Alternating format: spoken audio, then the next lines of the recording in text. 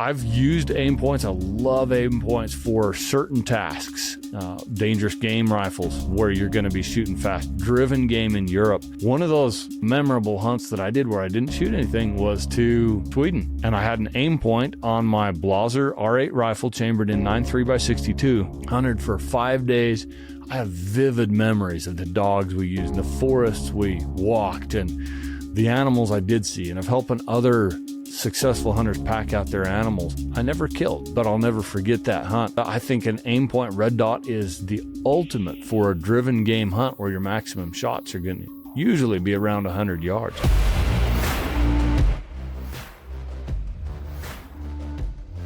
Joseph, welcome to the show.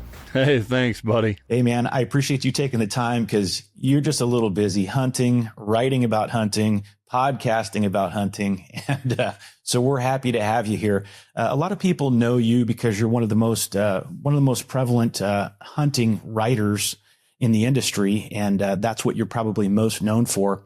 But before we get into that, I'd like to get into your background. You grew up in a very small town. Maybe you can tell us about what it was like growing up. And I know you got into guns really early. So maybe you can touch on that as well. Sure. Yeah, I grew up in a very remote area in southern Utah, in an area that was true cowboy country still at the time. I grew up working for local ranchers, punching cows. I mean, the summer range was 100 miles from the winter range, and we'd trail them on horseback from one area to the other. Firearms were just an integral part of what we did. Even at, the age of 11, 12 years old, I was carrying a .22 revolver on my hip, or a little lever action and a scabbard underneath my knee. And, yeah, it's just a great place to grow up. 100 miles from a stoplight or a supermarket, and very self-reliant still.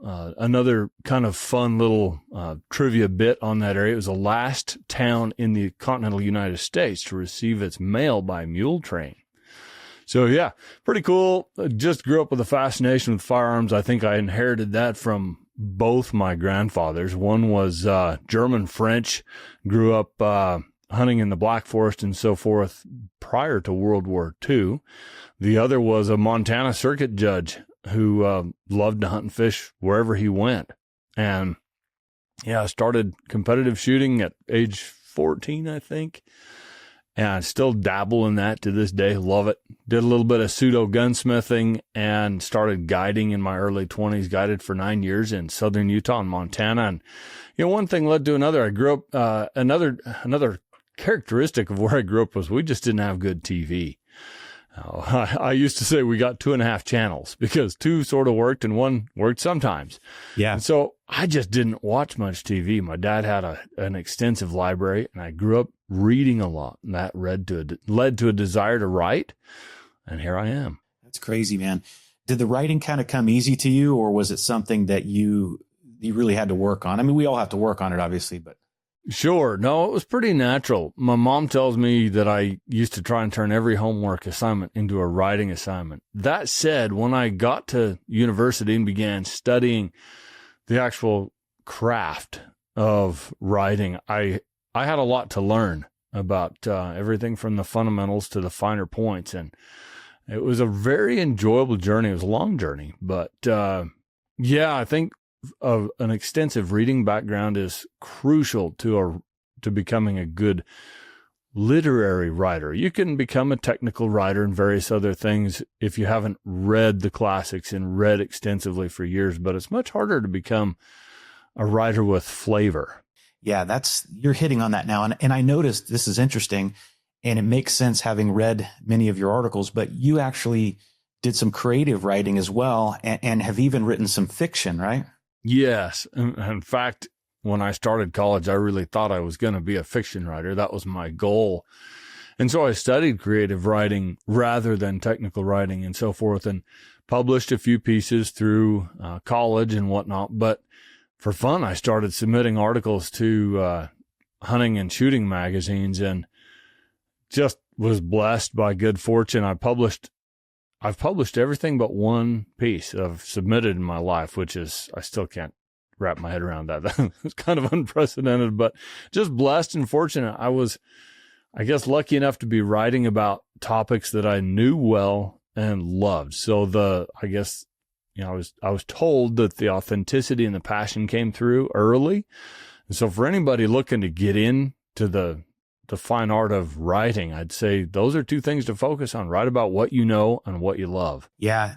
And in that way, it comes across as you do, very authentic, because you're not putting on airs. That's who you really are.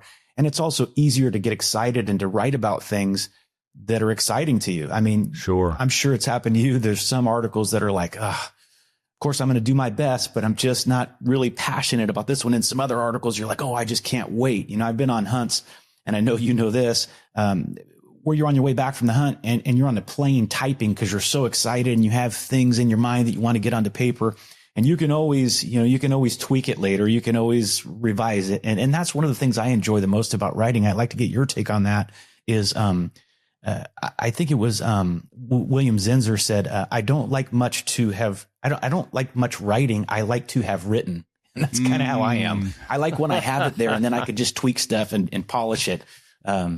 What's your writing look like? I mean, do you sit down at a particular time every day? Clearly you're busy, you're hunting, you're on the road. How do you keep up on that stuff? Yeah, it's a little bit about self-discipline and a little bit about planning ahead. And my weeks probably look more consistent than my days. I'll have a couple of days every week where I focus on getting words down on the page, right? I'll have a day that usually I spend at the range or doing some type of technical testing and evaluation. And I'll usually have a day or a day and a half where I focus on photography. Those can kind of mix up or get restacked in my week. But yeah, I mean, as far as enjoying the process of writing, I think what I think of as doing the dishes, right? If you're going to live in a mansion, you still have to do the dishes now and then. And doing the dishes is that kind of article that is just work. It's something that you may not be passionate about, but you're an authority on, and somebody needs information about it. So you go ahead and do the assignment. You write it out. Those ones, when they're done and polished, man, I'm happy, right?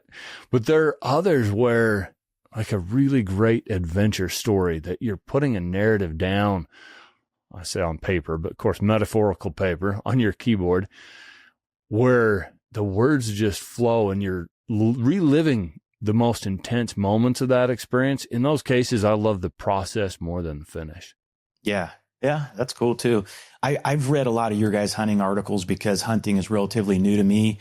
And it's neat how you, Eric Poole, a lot of these other really good writers can write about a hunt, and you feel as a reader that you're on the hunt with them. I mean, that's talent. Now that's hard work and everything else, because no one just sits down and is Hemingway. I mean, we all have to work at it, but I think that's something that we really should strive for. And I quite frankly strive for that, even with some of the tactical stuff I do, to try to bring the person along with me. And that's easier said than done.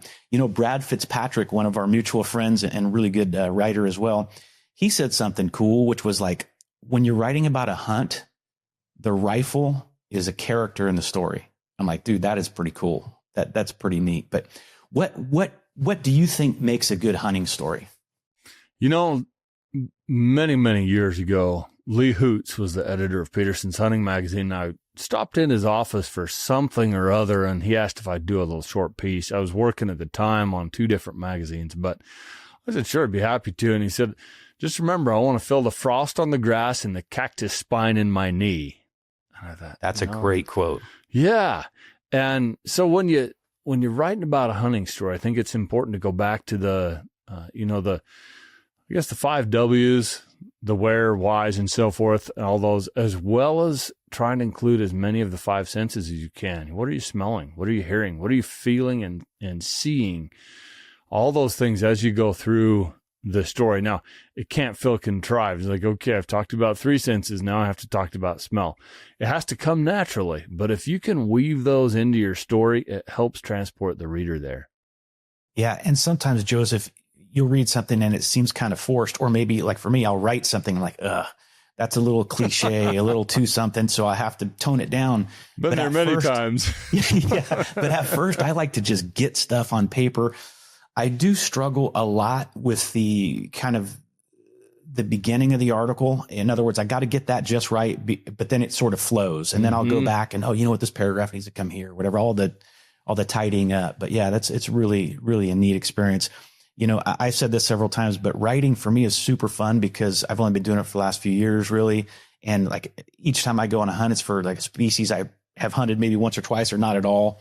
So there's just so much learning that goes on. And I just try to translate that to the writer versus someone like you, who's very experienced and absolute authority, who writes with authority on hunting. And so I think maybe people different people will resonate with an article that you wrote about a hunt than one I would write about a hunt. So but hey, there's new hunters. There's something for everybody, right? Absolutely. And sometimes a fresh voice is much more interesting and compelling than an old voice. Let's just face it. Sometimes that edge of excitement from a new experience comes through and is very interesting. Yeah. And speaking of authoritativeness, I don't know if that's a word, your Backcountry Hunting Podcast, dude, there is so much information on there. I was scrolling through it again last night, and it's like, man, you have everything on how to sharpen a knife to defending yourself, you know, in the backcountry from an animal or whatever you face, you know, survival type stuff. And obviously tons of stuff about hunting, about setting up rifles and all that stuff. I know you're passionate about Western hunting, and actually that sort of changed the trajectory of your career, right? Because you were the editor of Shooting Times magazine, but at the time you were living in Illinois, right? Yes, that's and correct. Then so you just decided, you know what? It's time to move back and do more of the hunting that you enjoy and kind of get back to your roots. Is that accurate? Yeah. I mean, when I hired on first as a full-time in-house editor, I had to move to LA for 2 years from the Rocky Mountains. And I really anticipated that was going to be a challenge. And it had its difficulties, but the fact is my wife and I loved it. We had our first child in LA. We were poorer than church mice. I mean, half of my monthly paycheck, more than half, went just to pay our rent at a little tiny 1-bedroom apartment. But we were near the beach. We could do a lot of stuff without cost, and we loved the experience. Then I was promoted to editor-in-chief of Shooting Times, and we moved to the headquarters in Illinois. And that turned out differently than I thought. Heading out there, I thought, all right, I'm going to buy myself a pickup truck and get a dog and feel like a man again, right? Learn to hunt whitetail deer. But I got out there and found that, you know, taxes are high and cost of living's high. Most of the really good hunting property is sewn up in leases or is, you know, very closely guarded private land. And it was a challenge to live there. And when my daughter Audrey, who was born in LA, was about to turn 5 years old, my wife and I talked, and we realized, you know what? We didn't want her growing up in the public school system there. And so I went to the boss and said, hey, I'd like to transition to writing full time so I can live back in the Rocky Mountain West. And he said, go for it. We'll support you in that. And so I was able to move. I first went back to Utah just because I knew the area, kind of got our equilibrium there. And then we moved to Idaho, where we've been ever since. Love this state, love the people, and love the freedom of the American West and the opportunities there. The hunting is hard. I mean, public land hunting, where there's a lot of pressure and few animals, few big mature animals, it's a challenge. But hey, you can even love that too. Yeah, no kidding. I'm sure for you, as many hunts as you've been on, the challenge is one of the things that keep you coming back. Frankly, even easy hunts are still sort of a challenge for me because I'm just starting, but I love it. And I want to get into more and more difficult hunts. Probably my most fun was the first big game animal I ever got was an elk. And that's from being a spoiled gun rider. You know what I mean? So I got an elk before I got a deer or anything else. But it was neat. We stalked it for like close to 3 hours, you know, and it was a shot where I had a very tight window, and it's just like, I don't know if I could have made that shot again, but I made it that day, and that's what counts, you know. But each one you're learning so much, and I'm sure there's a lot of hunts that don't result in a kill. I mean, but still the process of it is so enjoyable. Mm-hmm. So maybe you could talk about that. People that don't really, maybe they're not hunters, or they're maybe interested in hunting, but they're not exactly sure what to expect. Maybe you can talk about like on the type of hunting that you enjoy the most. What's that process like? I love being in the mountains and in wide open, rough country, just because it's easier to disconnect from all the other, the cacophony of demands in your life that are part of our everyday lives. And we're so used to them, we don't even recognize them until we disconnect. It's easier when you don't have cell service to not check your phone, right? And it's easier when you can't see the city lights at night. It's easier to see the stars. And it's just a better way for me to achieve that complete disconnect and the healing in your soul and your mind and your heart, all those things that kind of just achieve a little bit of stillness as the everyday demands of fast-paced life recede into the background, and you have a single-minded purpose and focus on hunting.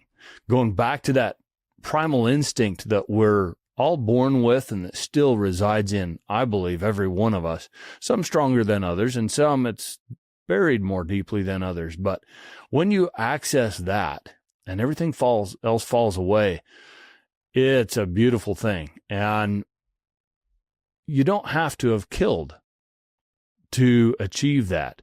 Now, it's great to put a punctuation mark on the end of what can be, a great sentence if we're using writing metaphors, or a great paragraph. Sometimes it's a whole story for people that struggle through years, say, to kill an elk. But you don't have to shoot something to have a good experience. Just paraphrasing, a great hunter and writer once said, the beauty of the hunt is not the finish, it's the journey. And I think remembering that can really help us get the most out of our experience, whether or not we pull a trigger at the end.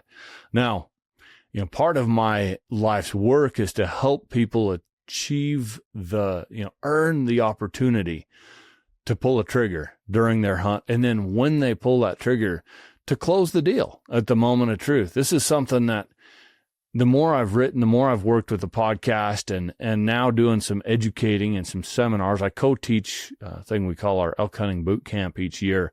It's just 3 days of intensive skill training and shooting training.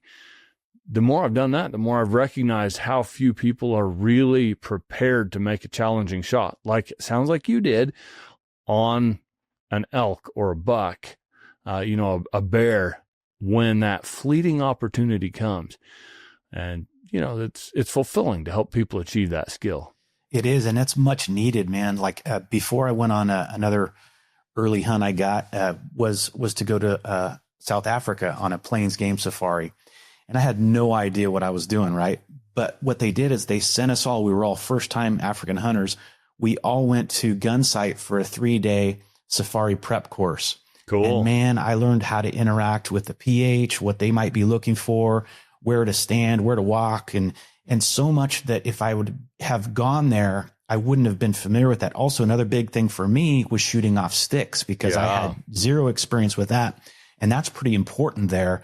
But it's kind of like what you're doing there too, preparing people for an elk hunt. Like if you spend those 3 days, not only are you going to have a better chance of having a successful hunt, you're going to have a much more enjoyable hunt, because you got the odds kind of stacked in your favor, because you're going there with some confidence, knowing that I haven't maybe got an elk before. Maybe this is my first elk hunt, but I'm not just starting from scratch. I do have this skill set that I've developed, and that just is going to make everything so much better. I think that's a great idea. And I don't think enough people are doing that. Yeah. It's important to go into an elk hunt or any kind of a Western backcountry hunt prepared, because every once in a while somebody gets lucky and just gets a slam dunk shot opportunity the first or second day, but much more likely you'll have to work hard. Sometimes a week or more. There's a reason that a lot of deep backcountry elk hunts go 9 or 10 days, because it takes that much to get an opportunity in many cases. And when that shot opportunity windows, it can be further than most folks have shot in the past, and it can be brief, and it can be in an area where you can't get prone. There's no shooting bench. You have to make an improvised shooting position from whatever you can find, the terrain you're given, and make that shot quickly, or your chances gone. We actually had a student from our inaugural elk hunting boot camp send me a message about, well, what was it, 5 or 6 months after, and he'd just gotten off of a deep backcountry elk hunt, guided elk hunt in the Bob Marshall Wilderness in Montana. And he was carrying several tags, wolf, deer, elk, and bear on that. Really cool opportunity, 20 plus miles in. And he said, I managed to take a big black bear at something like 505 yards across a canyon, just a fleeting, momentary shot opportunity, just rolled him down the mountain, stone dead. And a couple days later, got set up on a promontory overlooking a basin. And eventually his guide was able to pull a bull elk off the far lip of the basin and down through the scattered trees to where he finally showed himself and gave this chap a shot opportunity. And he told me that the guide didn't communicate to him until after the shot what he was seeing, because he didn't want to lose his mind and communicate his excitement to the hunter. But it was a big bull. He scored, I think, 364, which for a public land over-the-counter bull is a giant, right? Anyway, I think his shot was around 460 yards, and he clobbered that big bull. And he wrote and said, if I'd not come to your little training seminar, I absolutely would not have come home with either of those animals, because I just wasn't prepared to shoot like that before. Wow. Super fulfilling to hear that from a guy who's kind of, spent a lot of time and dedicated a lot of energy to helping people learn to shoot. It's good to see those results come in. Yeah, that's awesome. And I know you love elk hunting, but in addition, you've hunted all over the world. Tell us about some of your most memorable hunts outside the country. Okay, I'm going to include Alaska in outside the country, because traveling there can be quite an ordeal, right? I think the most adventure-filled hunt I've done for the dollar spent, without argument, is a boat-based hunt on Kodiak Island for Sitka black-tailed deer. And if you go with a good transporter, they're not guides. They just drop you on the beach, right? But you'll do a lot of deep sea fishing. You go in the fall, you'll do some sea duck hunting, and you can hunt those Sitka blacktails in really rugged country and in some pretty challenging circumstances. And you work hard, you come back to the boat at night, they feed you good hot food, and you sleep in a warm bed after a hot shower. So it's a combination of extremes and a sustainable way to maintain those extreme days, day after day, right? You're not crawling into a tent wet and trying to make yourself a freeze-dried meal with shaking hands and then rest well during the night, worried that a Kodiak bear is going to come for a uninvited visit. You actually can work hard day after day. Okay, so that's one. And funny enough, compared to the money spent and just the action you get, I think Sitka blacktail is more exciting than even moose hunting, caribou hunting. And let me chime in real quick there. So I had one opportunity and I missed the shot for a variety of reasons. But we also did that sea duck hunt, and man, we were knocking them down, and that in itself was enjoyable enough. But going back to, you don't have to get a kill to enjoy the hunt. I will never forget my experience on Kodiak. I mean, the crazy climb up the hill and knowing that, oh my gosh, I better pay attention and keep my footing and everything. And, you're reaching up and grasping for weeds or whatever you can grab onto to try to pull yourself up. And yeah, it was just an incredible experience. I mean, just being in nature and not having cell phone service for a week or whatever, you can unplug. And that's one of the things that I wanted to kind of circle back to, is you're talking about, being out there, being in nature, not having distractions of modern life. And I think when someone reads an article written by a really good hunting writer like you, they get a little taste of that. They're not there on Kodiak, but you know what? Maybe they don't have the time or the resources to do that, but they can at least read about it, and they can, for a few minutes, be almost there without being there. Sure. I used to get that sensation from reading, well, still do. Everybody from Jack O'Connor to, let's say, J.A. Hunter and his exploits in Africa. A good writer will transport you to the scene. Yeah. Yeah. That's awesome stuff. So I want to talk a little bit about gear, and I know you are, and you're going to be humble about it, but I know the truth. You are super knowledgeable about different hunting cartridges, about everything from rifles to optics and everything else. What type of setup are you using these days? Like if you go on an elk hunt, there's somewhere near where you're at. I guess you could just outline the things you need.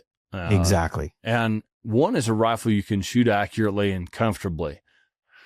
So ergonomics and accuracy are important. That comes with quality. I encourage people to plan to spend, a minimum of about $650. You can get into something like a Ruger American, which shoots better than it has any right to be, to shoot.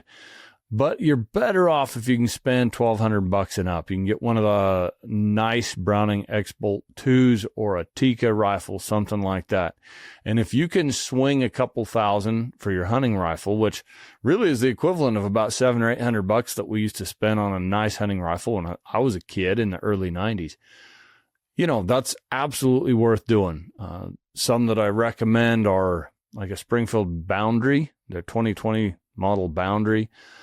Weatherby 307 Alpine CT. The Seekins rifles are good. There's a lot of good rifles in that $2,000 range. Next, a cartridge that you can shoot well and that has adequate authority to cleanly kill an elk without beating you up on the recoil end so that you can shoot it well. Now, there's a trend to shoot little tiny cartridges for all kinds of stuff these days, and people claim that they're better than the bigger stuff just because your average hunter will place his shot more precisely with them. I don't buy into that trend. I don't subscribe to it or promote it in any way because my daughters, when they were 11 and 13, were very comfortably shooting a 7mm PRC. They shoot the 7mm Backcountry, that new hot rod federal cartridge. One that I really like for your average shooter, and especially if they're on the slightly recoil sensitive side, is the 6.8 Western. Has a ton of performance, nipping at the heels right there with a 7mm Remington Magnum with about 15% less recoil. So super easy to shoot well. And you can get a petite little young lady shooting that cartridge well and comfortably, especially if it's got a suppressor or a muzzle brake on it, with just a little bit of fundamental training.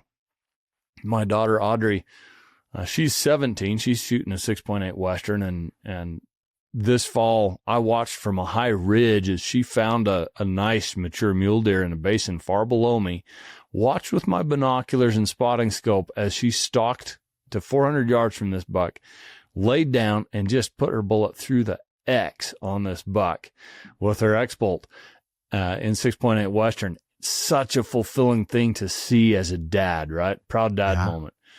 My son, William, shot his first mature bull elk this fall with his 7mm PRC. Shoots it super comfortably. 367 yards, hit it squarely through the vitals, ran the bolt and hit that bull on the run about 2 seconds later, again, squarely through both shoulders.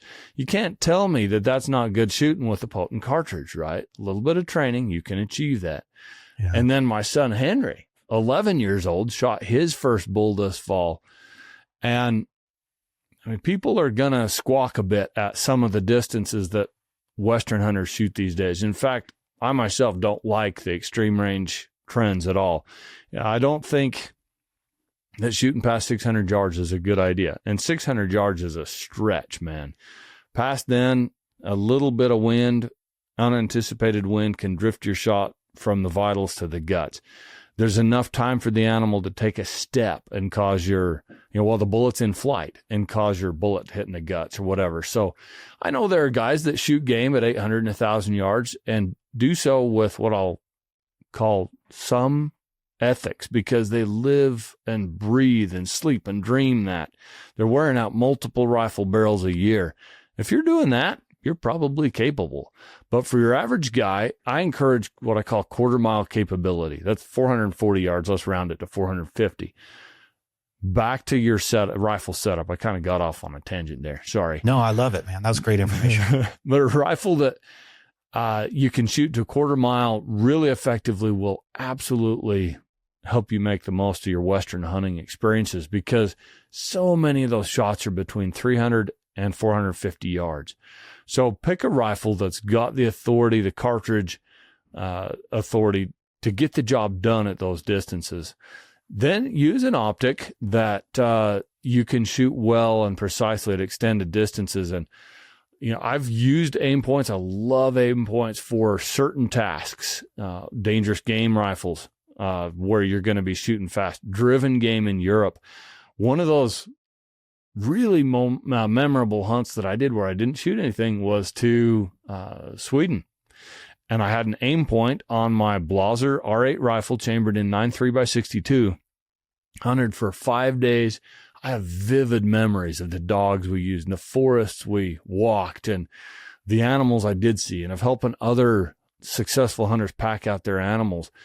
I never killed, but I'll never forget that hunt. But anyway, yeah, I think an Aimpoint red dot is the ultimate for a driven game hunt where your maximum shots are going to usually be around 100 yards. I've put them on lever actions. I love an Aimpoint on a lever action for shooting out to about 200 yards. Incredibly fast. And most of my home defense guns wear Aimpoint red dots. That said, I don't choose a scope that I can't dial for precision for Western hunting where I may be shooting at 300 to 450 yards. So there are, you choose the ideal tool for your task there. I'm running almost 100% so I can't talk. I'm getting so excited. I talk too fast. Running suppressors on almost all of our hunting rifles now, because it tames recoil a bit, tames sound a lot, tends to increase accuracy in your hunting rifle. There's just no loss in putting a suppressor on your rifle. So, yeah, what else can I answer in rifle setup? That was awesome. How important is having a lightweight setup to you? I mean, you're in good shape, you're very experienced, but most people, they may be naive and think, well, this is only, a pound more or a pound and a half more than another setup. Well, dude, that makes a big difference in the backcountry, right? Yeah. Ounces begin to feel like pounds when you're at 9,000 or 10,000 feet in the backcountry. I have been, even in my prime, I've been 400 yards from a big stream of bulls crossing through a saddle at 12,500 feet. I had time in usual altitudes to close that distance. I was carrying a bow to a reasonable distance. I couldn't get there, even in my prime, because the air was so thin. I couldn't run up that steep mountain. I had to crawl up it. And as I've hit middle age and the mountains just got steeper and the air got thinner, it gets more and more crucial to have a lightweight rifle. And I don't mean extremely lightweight. I do like the extreme lightweight rifles, but there's no denying they're challenging to shoot accurately.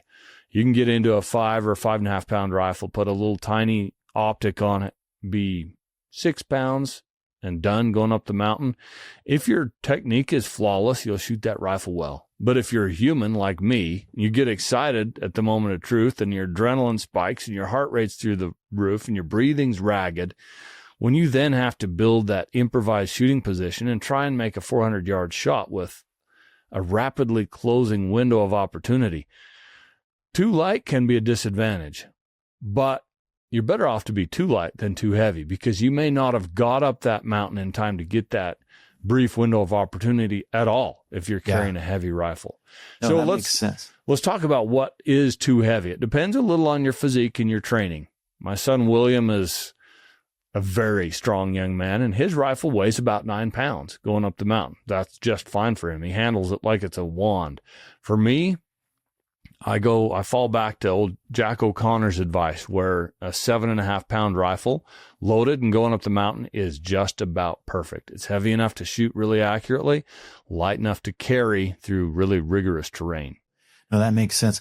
I want to get your take on whether or not you think there's transference of skill from like the rifle shooting sports, whether it's PRC or NLR Hunter or whatever else. Does that, in your opinion, make you a better hunter? Absolutely. Well, let's define hunter. if you're talking about the ability to read tracks and habitat and so forth, no. It makes you a more efficient deal closer as a hunter. So the shooting side of it will absolutely benefit from some of the competitive shooting sports, because when you have a clock that you're shooting against, that applies pressure, right? And when you're thrown into unknown situations, such as your NRL hunter stages, which you walk into blind, have to find your targets, range your targets, build a position in whatever terrain you're given, that's all invaluable practice.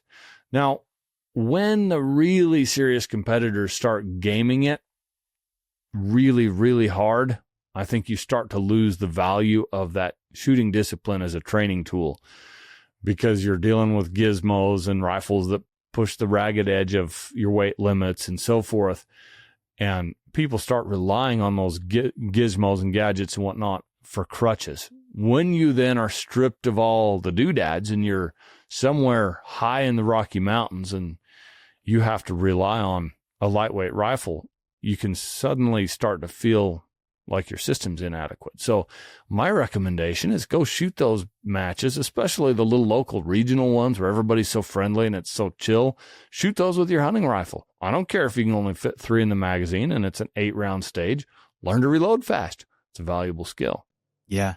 That's information that I give as well for people that want to become better pistol shooters. It's like, yeah, you can learn a lot from USPSA or IDPA or any of those disciplines, but it's sort of on you to understand what skills are transferable. And I think you're absolutely hitting on the nail on the head as far as when you become very skilled in those sports to the point that you're competitive and maybe there's money involved or a prestige or you're a sponsored shooter and all that stuff, then yeah, you're going to do every little thing you can to cheat, sort of, to game it. And that may not be transferable. That part may not serve you well, on the hunt or in a defensive situation. So talk about, we're talking about all this hunting stuff. You're also very knowledgeable and very adept at defensive shooting. So maybe you can talk a little bit about that. My number one advice to people that want to get into defensive shooting is be practical. Carry a gun that you can keep on you all day, every day. Shoot something that you shoot well.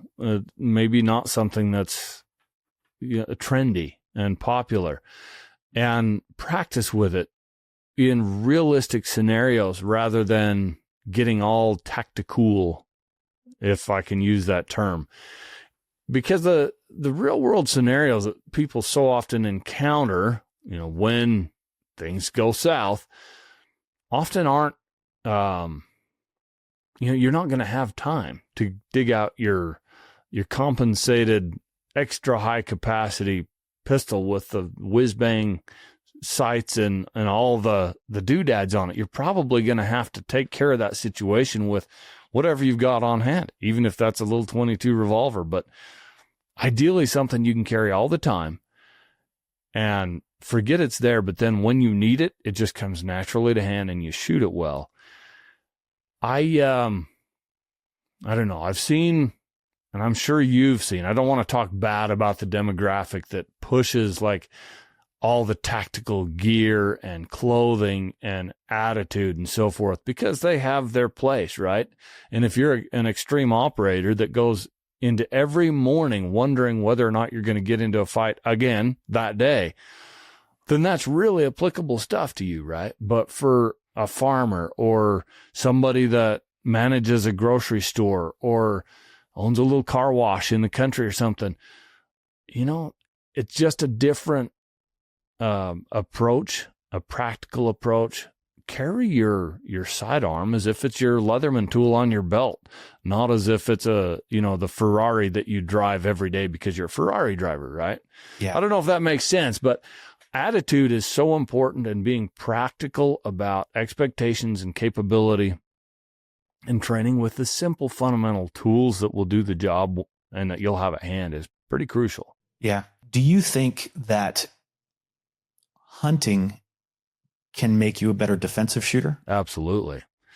And I might ruffle some feathers here with what I'm going to say, but let's talk candidly for a moment about the simple act of killing something. When you're a hunter, your focus is to hunt well and to kill cleanly. And you will, if you're any good at your job or your hobby there, you will encounter multiple moments every year in which you press the trigger on a living thing.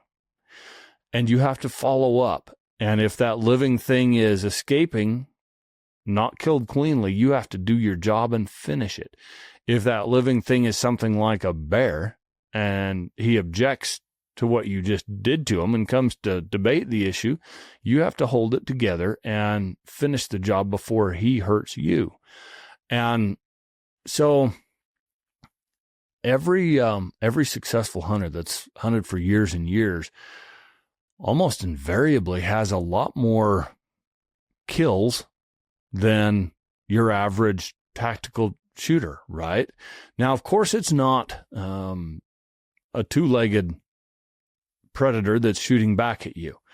That adds a distinct dimension, right? I'm not trying to downplay that, but if you've learned to deal with the stress of shooting the biggest buck you've seen in your life, or maybe finishing off a wounded bear that is definitely getting aggressive at you, you know, those experiences will tune your mind and help train your nerves to handle the situation, to act calmly and deliberately and with effect when things get real stressful. What do you think? I'd love to hear your thoughts on this. I think you're exactly right. And I think the more you can be detached and just treat this like the task at hand is to stop this person who poses a deadly threat, or the task at hand is to shoot this bear that's charging me. That, as much as you could be professional about it and not be so emotional, you're going to be better off. And I think hunting is a way, maybe a baby step toward that. Yeah. And also there's the decision making too. Like for me, being inexperienced, and a lot of my hunts are like kind of short duration, and it's for an article. So you want to make sure you get something so you have something to write about, right? Other than just a nature walk. And then secondarily, you're making decisions quickly. You're deciding, maybe I can make this shot, but is this the buck I want, or do I want to wait because I have 2 days left and I've seen bigger bucks on the trail? You know what I mean? There's that decision-making process too, that while it doesn't exactly correspond to defensive shooting, it's similar in that under that stress, you are making decisions. And that is something that's important. I think the average concealed carry holder thinks that if they have a firearm with them, and if they can get their rounds, you know, in a paper plate on a target at 7 yards, they're good to go. But man, that's the easy part. You have to be, first of all, you have to have your gun with you. It has to be concealed. You got to be able to draw it. You have to be proficient, not only in the mechanical aspects of running your gun, whether it's reloading, clearing a malfunction, or actually getting a shot on target, or however many shots it takes. You also have to be aware of what's going on. So let's say that you're in a grocery store and it's being held up. You know, your decision may be, well, I'm going to shoot this guy who's robbing this clerk right now. And you may be legally justified to do so, right? Because there's a threat of death or serious bodily injury that this bad guy is posing. It's not to you in this case, but it's to this dude. So you get involved, and then, oh man, guess what? My son is with me. You know, or I didn't realize that there's another guy that may be a lookout over there. So there's all this stuff that you really have to know the law. I'm not saying you have to be a lawyer, but you have to understand the law as it pertains to your right to defend yourself and to use deadly force. You don't have to be a tactical guru, but you have to understand basic tactics, right? Yeah. Cover and concealment and things like that. So I think that there is a lot of correlation there. I find that pretty interesting. And I do too. And I don't necessarily train my family regularly in self-defense and home defense, but we do talk about how some of these things translate over. You know, I've taught my boys, all right, here's your AR-15 Predator rifle. You're going to need to be real accurate with it because coyotes are small targets. And if they're at 350 yards, you better be good with it. But also, this is, you know, if the zombie apocalypse ever happens, this is your go-to tool, right? Mm-hmm. and you're going to potentially use it for other tasks. But something I've taught all my kids that I think really has stood them in great benefit. Well, two concepts. When they're hunting, they can fall apart at the seams when the animal is down and confirmed down and dead. They can shake and hyperventilate and high five and scream their lungs out in excitement, whatever they want to do. But until they've confirmed that, they need to stay stone cold killer, because that's when you make good decisions. The other thing that I've trained them right from the start is that they need to always expect to fire a second shot. And there's a simple but very solid reason for this. I've seen so many hunters, especially back when I used to guide, that would take that first shot, and then when the animal didn't just flop over dead, or especially when they realize maybe they made a bad first shot and gut shot it, or they've shot it in the leg or something, the wheels just fall off and they can't function, because suddenly they're just so concerned they did it wrong, and they can't reload their rifle, they can't get back on target, they can't get steady, they can't breathe and squeeze. So I've trained all of my kids, look, expect to need a second shot, because then if you don't, it's a bonus. It's like, wow, cool. And if you do, you're just staying on task. It's just another step in your job. To your point, brother, I was watching some of your podcasts last night, and there was one that was like 8 minutes of kill shots. I might have watched this on YouTube, but Yeah. Every single shot, there's the bolt being run, and either a second shot delivered, or at least the shooter is ready to deliver a second shot. So I thought that was pretty cool, that even if it was a one shot and done. And I find, I was talking to Will Brantley about this, and he goes, I don't know many guides that will argue with you about putting a second round in them. You know what I mean? As far as being able to prevent whatever it is, animal that you're targeting from making for a long and miserable track, right? That's part of it. And then also like you mentioned, the clean, ethical kill. Despite our best efforts, it might not be immediate. And then so the right thing to do from a moral standpoint is to kill that animal so it's not suffering. So that's another reason I think that it's important to do that. And then, again, in a defensive scenario too, one shot probably isn't going to do it. There's the whole adage, like, what does someone do after you shoot them with a handgun? Whatever they were doing before you shot them with a handgun. So you got to be prepared to deliver follow-up shots, whether it's on the hunt or in a self-defense situation. There's a funny adage about blue wildebeest in Africa, which are known for being tough and just hard to kill. And the old timers will kind of say, tongue in cheek, that a wildebeest starts out feeling very sick when you shoot him. And the more you shoot him, the better he feels. Oh, that's funny. I like that. They get their wheels going, their adrenaline up, and they're just hard to put down. But speaking of Africa, I just returned from an experience that really kind of applies to this discussion. I was in Mozambique hunting Cape buffalo, and man, let me tell you what, if you want to put yourself in a situation that's got to be somewhat similar to being in law enforcement or in the military, where every day you go in knowing, I could get in a gunfight today, right? Go dangerous game hunting with intent to kill. And you'll know in that next 7 to 10 days, you're going to pull the trigger on something that will absolutely try and kill you back if he gets a chance. The intensity is off the charts, and it is a very good way to work on your, holding it together, simply put. And then that fast follow-up shot. Colonel Craig Boddington once told me, and he's written this as well. He's killed probably close to 150 Cape buffalo by now. One of the most accomplished hunters to have ever lived.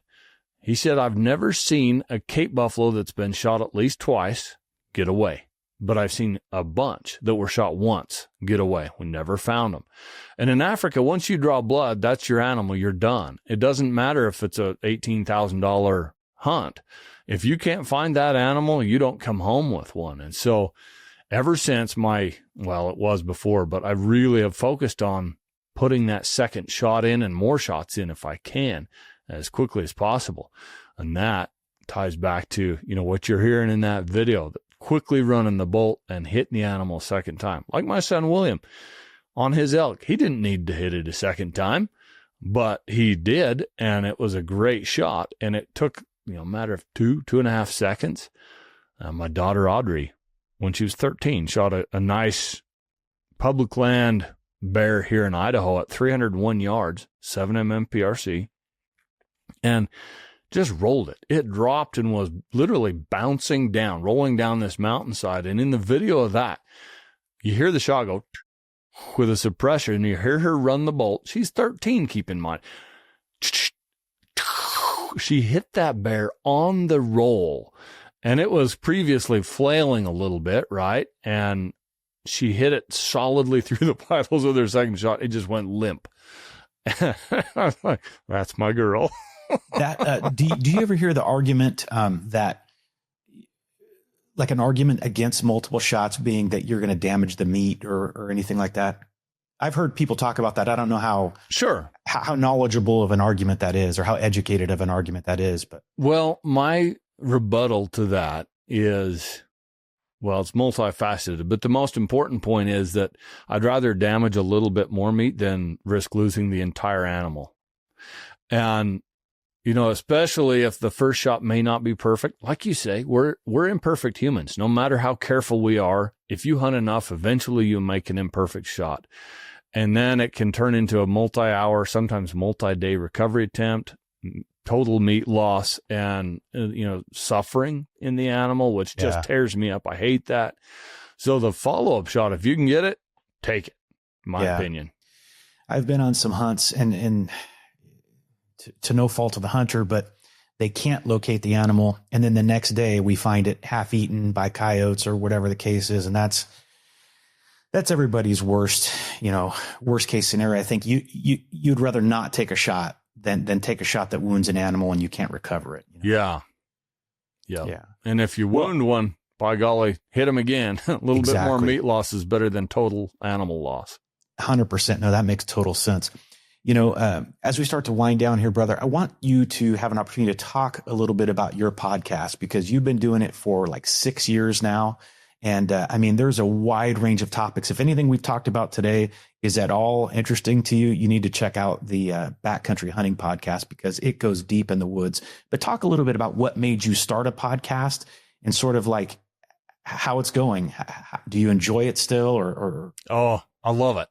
It's I joke that it's like a milk cow. You can't leave it untended and just walk away for, a day and not milk that, or a week and not post an episode. The podcast I started in March of 2019. So we're about 6.5 years at this point. And I have built some of my best friendships with people, with listeners there. I've had opportunities open up to me that I didn't anticipate it. At the time, I decided to launch the podcast because it was becoming a very popular way to, I hate the term, it's so cliche, but consume content, right? Yeah. To me, it's like an old-fashioned radio show where you get to choose the topic and listen at your convenience. And I love that about it. So, it snowballed. It gained real fast. For the first 4 years, the podcast doubled in size every year and in followership and so forth. It's doing pretty well. I was, not to toot my own horn, but there's a third-party evaluator that sends out ratings, where your show rates in certain fields. And in the hunting field, the past 6 months, my show is rated consistently at number 2. I can only imagine the Meat Eater podcast is number 1. It has to be, right? They don't tell you where everybody else ranks, but I've been really kind of, extremely happy about that. And, it's just been a great way to interact with listeners, to share experiences and stories and knowledge, and learn too. I've learned from a lot of my listeners. So it's a great thing for me to be able to do. Yep. Called the Backcountry Hunting Podcast. We've now launched a little companion YouTube channel.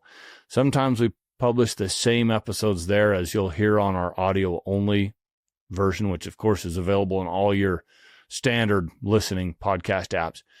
But we do additional content there. And my son, William, who is 15, is the manager and editor and publisher of our YouTube channel. So it's been great for him. It's rocking and rolling. We're having a lot of fun there too. Yeah. Yeah. That's awesome. Yeah. I have, my stepson, Dominic, helps me with my social media because I have no idea. And it's all I can do to stay caught up on writing and stuff. You know what I mean? So that's a huge help.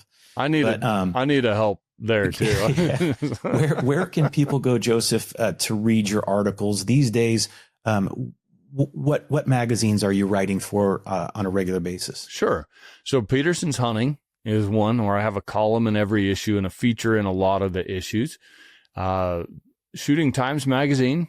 I'm the vintage gun columnist there. So I always write about some cool old classic firearm in my column and then do a feature in pretty much every issue there. Sometimes they'll skip one and then put 2 features of mine in the next, but that's one of my favorite magazines. Very technical. I think it's the closest thing we have to a scholarly journal in the shooting industry. Love Shooting Times magazine. And then the Guns and Ammo special interest publications. I write a lot of articles for them. Those are usually the newsstand only special publications that you'll find. Perfect bound, beautiful paper, large magazines. And going to be doing more again this year with the Guns and Ammo periodical. I'll be writing a few pieces for them this year.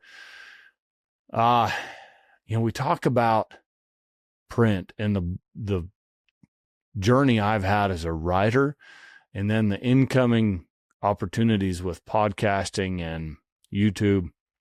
And if I can wax a little nostalgic on you here, my friend, but when I started full-time in early 2007, the editors that hired me on told me, look, in 10 years, this won't be here. All forecasts are that print is dying and it'll be dead by then. So this is not a career. Well, I kind of didn't believe them, and I took a risk, and I went in whole hog, right? I'd been publishing for nearly 10 years at that point, but just gave it my life, and it's lasted nearly 20 years, and there's still certain magazines, the best of their type, are going strong, like Peterson's Hunting, Guns and Ammo, Shooting Times. But as I'm sure you've seen this year as well, the print industry right now is on a decline, and it's fairly significant. And so, gosh, I hope I'm writing until I'm 80. I don't want to retire. I want to just take it a little easier so I can go do more fun things without obligations. I do fun things with obligations right now. Same. But, I anticipate seeing our future shooters and hunters continue to grow more and more through viewing videos on YouTube and listening to podcasts, and even, heaven forbid, through social media, because I say heaven forbid because the challenge with anything digital is that it's not nearly as vetted, right? There's no peers, meaning more authoritative people than you critiquing your article and calling you out for mistakes. That doesn't really exist in the digital world. To an extent, in some areas where you'll submit a digital article for a website or something, there's an element of that, but I digress. Anyway, I think print is sadly declining and probably will fall by the wayside before I'm too old to know it.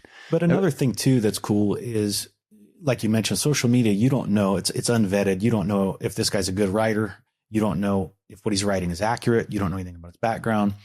You don't know if an editor has even seen the article, right? That you're reading. Yeah. But there are established print magazines that have digital versions, which I think is an easier transition for most people, But I'm 53, but I don't mind being able to access stuff. I like being able to access stuff online, but man, if it's something I'm really interested in, I want to hold that thing in my hands. I want to be able to highlight things if I want to and come back to it, put it on the bookshelf and come back to it. But yeah, I have to acknowledge that I'm like the old guys way back in my day. That's how we're getting, I guess. I guess you and I are soon going to be the duffers, man. I'm with you in one thing though, and that's that it's fun to just search a topic online and be able to find multiple articles on that topic at your fingertips. And I would just encourage people to check the source. You know, if it was written and for a magazine and it's since been digitized, that's an authentic, authoritative source. Yep. You know, if it's somebody's opinion, it might be interesting. Read it, but read between the lines too, and see if you can kind of get a feel for whether or not it's really worth staking your life on. Like if you're hand loading, do you really want to try that that somewhat overexcited powder charge in your rifle, right? But yeah. Awesome. Well, dude, thanks so much for joining us today, man. I look forward to seeing you soon and hanging out. It's always great to talk to you. I always learn a lot about hunting and all that stuff with every conversation we have, and I'm sure our viewers and listeners will appreciate it. So thanks again, Joseph, for being on the show. You bet, my friend. It's been a real honor to join you here, and can I just say you are doing a bang-up job hosting this podcast. Well you can done. say it. I appreciate it, man. Yeah, thanks a lot, Joseph. All right, guys, that's a wrap for this episode with Joseph von Benedikt. If this episode resonated with you, be sure and let us know in the comments. And don't forget to like and subscribe to Aimpoint's Taking Aim podcast. We'll see you next time.